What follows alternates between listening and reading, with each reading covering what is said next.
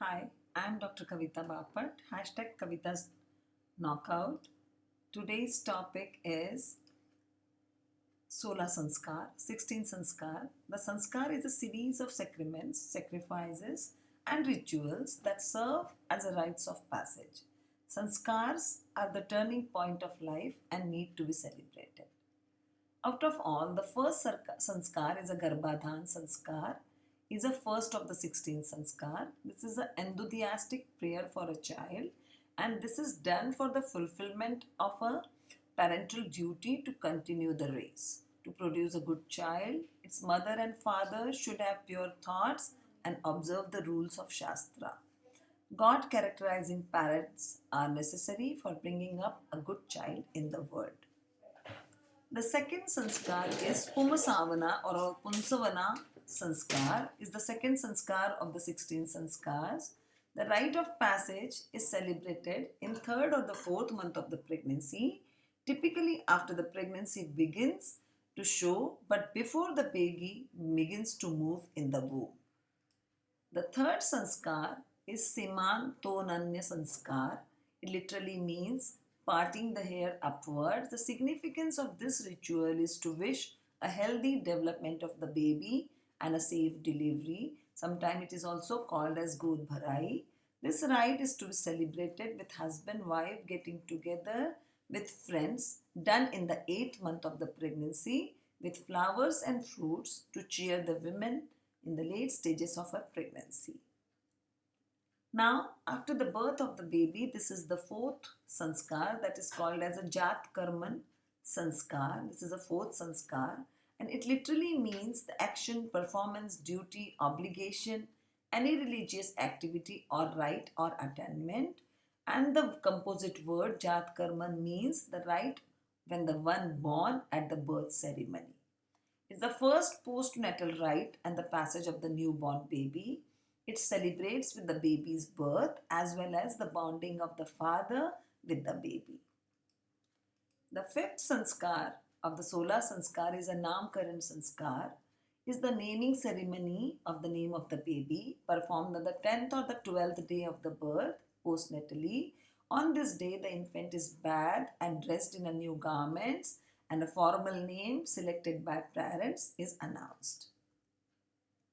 Then after this is the sixth sanskar. This is called Nishkraman sanskar. It's on the day that the square area of the courtyard where the sun can be seen, the mother and child scatters grain and they rise over it, and they bring the baby out, look at the sun and sound as a conch of the shell, chanting the Vedic hymns. This sanskar should be performed on the 4th month after the birth. Then this is the seventh sanskar, that's Annaprashan sanskar, for the first time when we give food to the baby. And this sanskar in Hindu rituals marks the infant's first intake of the food other than milk. This is literally means food feeding or the eating food. Then eighth is a Karmanan sanskar, Karan sanskar. It's a other is a Mundan also. When the child receives the first haircut and the time of Mundan, the child is freshly shaven to slightly freedom from the past and moving into the future. The ninth is a Vidya Arambham sanskar. It introduces the young children into the world of knowledge, letters and the process of learning.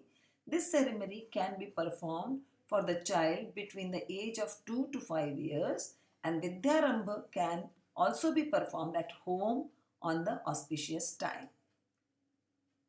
Then the 10th is the Karna Veda sanskar, is the ear piercing ceremony. It's for the both for the boys and the girls, typically performed between the 1st and the 5th year of a life. This can also be performed during the later years. Karna Veda is considered a Vedic rite of passage with a symbolic spiritual significance. Some believe that it is intended to open the inner ears for receiving the sacred sounds. Hearing of sacred sounds with a concentration is considered meritorious, and it cleanses the mind and nurtures the spirit. Then 11th is Upanayan Sanskar. Upanayan Sanskar is one of the tradition that mark the acceptance of a student by a guru, teacher or a tutor, and individual entrance to the school. This, there is a sacred thread, Yagyopavit, is received by the boy, and during the ceremony, he continues wearing from the left shoulder to the right, crossing the chest thereafter. Generally, this ceremony should be done before the age of 16 and after, means before the age of 16 but after the age of 8 years. Then there is a Vedarambha Sanskar. The rite is related to learning. Veda means through the knowledge, and Vedarambha, child now starts to incorporate the knowledge inside himself. Then Keshanta Sanskar, this is a 13th Sanskar, is connected with the first shaving of student's beard when his age is about 16 years. He has finished the Gurukul. Now he is entering into the life, and this Sanskar, the student offered a cow to the teacher and at the end of the ceremony. Then it's a fourth, it's a Samavartan Sanskar, is a rite of passage in the ancient texts Hinduism performed at the close of Brahmacharya period and marked the graduation of the student from the Gurukul. It signifies a person's readiness to enter the Grihasthashram, that's a married life. Then Vivaha Sanskar. Vivaha is a marriage. It is practiced by Hindus in the Indian subcontinent. That's a marriage. The word Vivaha originated as a sacred union of people as per Vedic tradition, what many call marriage, but based on the cosmic laws and advanced ancient practices.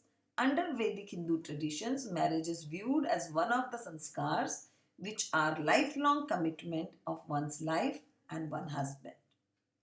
The last of the sanskar of 16 sanskars is Anteshti Sanskar.